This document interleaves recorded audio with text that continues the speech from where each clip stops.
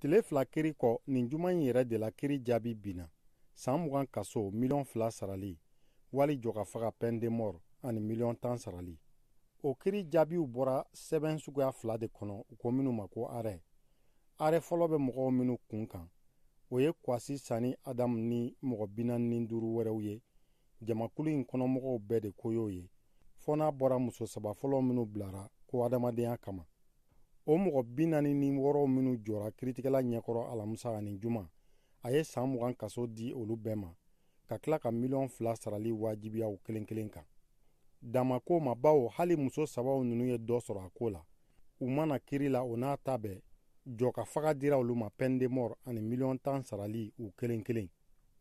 U bɛɛ jalaki kun kɛra bɛnbɛnbɛn de ye Mali marabagakulu juguya la. Jamana basigi lanɔgɔli, manamafɛn cɛjuguw tali, k'a dabɔ a kama ka kɛlɛkɛminɛnw ta jɛɲɔgɔnya jugu kama. Kɛlɛminɛnw minnu minɛra mɔgɔw ninnu bolo, kiritigɛla y'a danganiya ta k'olu ka bɔsi u la k'u to Mali kɔnɔ yan. Hakili jiginna juye kalo tile 10 tɛmɛlen de mɔgɔ 49 ninnu minɛla Mali marabagaw fɛ. K'u jalaki ko kɛlɛkɛ saralaw don, Côte d'Ivoire k'olu ka sɔrɔsiw don. A ko taga ni segin cayara, CEDEAO da donna la, diɲɛ tɔnbaw da donna la, o si ma k'a fura ye. Dɔgɔkun tɛmɛlen Côte d'Ivoire marabagaw ka ciden kɛrɛnkɛrɛnnen sera Mali kɔnɔ yan a ko la.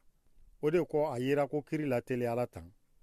Kunun tun y'a tile fɔlɔ ye, bi kɛra tile filanan ye. Mali kɔnɔ Mali kɔ kan bɛɛ tun bɛ jaabi min kɔnɔ la o de dilen filɛ nin ye tan bi. Mɔgɔw kuloma jɔlen don k'a dɔn sisan min bɛna bɔ a ko tɔ la. Lamisa Sangare Kati, VOA Bamara.